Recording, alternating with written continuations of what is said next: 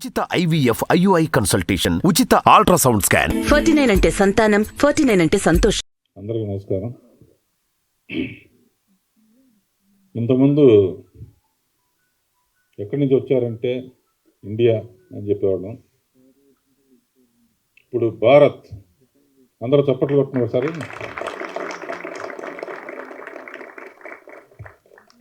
భారత్ అని ఎప్పుడు పేరు పెడతారా అని ఎదురు చూసేవాడిని. ఎన్నాళ్ళకి అది కుదిరింది. తర్వాత కోయిన్సిడెన్స్ అనుకోండి, పెట్టంగానే రామ జన్మభూమి బాలరాముడి విగ్రహం ఆవిష్కరణ జరిగింది.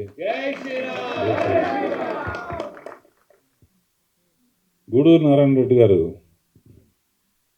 ముందు మిమ్మల్ని మెచ్చుకుంటున్నాను సార్. సినిమా తీయాలన్న కోరిక చాలామందికి ఉంటుంది. సినిమా మీద డబ్బులు సంపాదించాలన్న కోరిక చాలామంది ఉంటుంది. సినిమా ఒక పర్పస్ కోసం తీసి విజయం సాధించాలన్న కోరిక మీలో ఉండబట్టే ఇటువంటి సబ్జెక్ట్ సెలెక్ట్ చేస్తున్నారు సార్. మీలాంటి వాళ్ళు ఇలాంటి సబ్జెక్ట్స్ చేయబట్టే ఈరోజు యువత కానీ, ప్రజలు కానీ డిజిటల్ ఇండియా అని, లేకపోతే వేరే దేశాల చరిత్రలు కానీ, వేరే విషయాలు కానీ తెలుసుకోవాలని చూస్తారు. కానీ చరిత్ర అసలు ఇవాళ మనం ప్రశాంతంగా, శాంతి దేశంగా ప్రశాంతంగా ఉండటానికి కారణం ఎవరు, ఎంతమంది త్యాగాలు చేస్తే ఇవాళ మన దేశం ప్రశాంతంగా ఉంది అనేది ఈ పిక్చర్ ద్వారా చెప్పాలని ట్రై చేశారు ఆయన. చరిత్ర ఒక పుస్తకం చదివితే చాలు కదా అనుకోవచ్చు. పుస్తకం చదివితే దృశ్యం కనపడదు. దృశ్యం ద్వారా చూపించబట్టే ఇవాళ ఇంత అద్భుతమైన ట్రైలర్ చూశాను సార్. ఎన్నో ట్రైలర్స్ చూశాను. ఈ ట్రైలర్ చూడంగానే గూస్ బంప్స్ వచ్చాయండి, గుళ్ళు గగురు కొట్టింది. అంటే ఒక్కసారి నేను ఆ రోజుల్లో ఇలా ఉండేదా,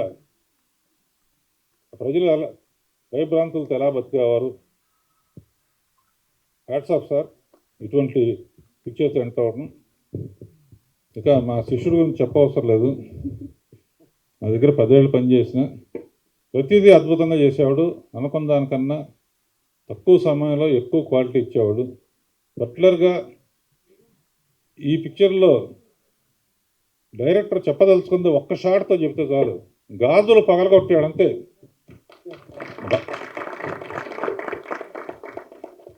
గాజులు పగలగొట్టడంతోనే టోటల్ అర్థమైపోయింది.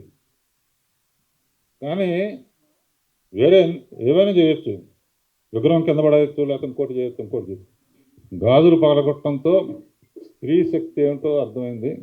అందుకనే అనసూయని సెలెక్ట్ చేసుకున్నట్టున్నారు. అశోక్ తేజాన్ని అతను తలుచుకుంటే, కళను తలుచుకుంటే అతను రక్తంతో రాస్తాడా? అందులో చరిత్ర అయితే మాత్రం డెఫినెట్గా రక్తంతో రాస్తాడు.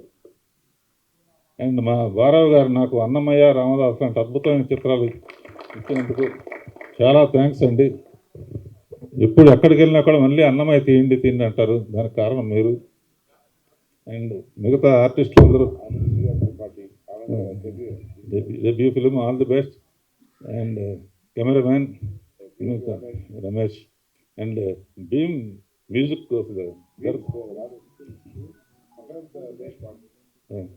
మగన్ దేశపాండే.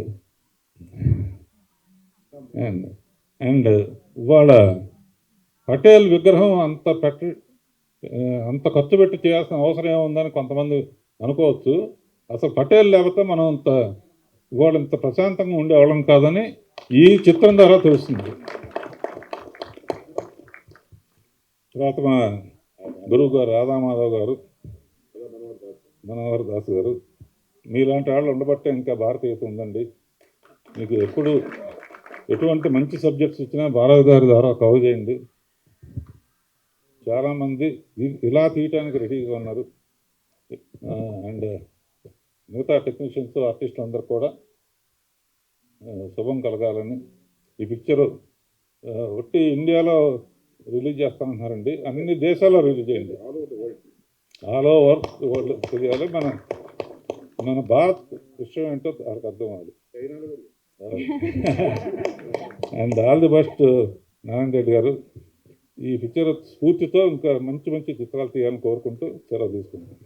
రాఘవేంద్రరావు గారు, మీ స్కూల్ నుంచి వచ్చి ఆల్రెడీ ఒక డైరెక్టర్ రాజమౌళి గారు మొత్తం అసలు సినిమా దృష్టిని మార్చేశారు, సినిమా స్కోప్ని మార్చేశారు, ప్రపంచం అంతా మన తెలుగు సినిమా గురించి మాట్లాడేలా చేశారు. ఇప్పుడు నెక్స్ట్ యాటా గారు రాబోతున్నారు. సో దీని గురించి ఏమంటారు మీరు? ప్లీజ్. ఏటా ట్రైలర్ చూస్తేనే అర్థమైంది కదా, ఇక ఎవరు ఈ చరిత్ర తీయాలన్నా ఏటా దగ్గరికే రావాలి, ఎవరు భక్తి సినిమాలు తీయాలన్నా నా దగ్గర రావాలి. మిగతా సినిమాలకి తీయడానికి చాలా మంది ఉన్నారు. చాలా థ్యాంక్స్ అండి. All the best. Thank you sir. Thank you.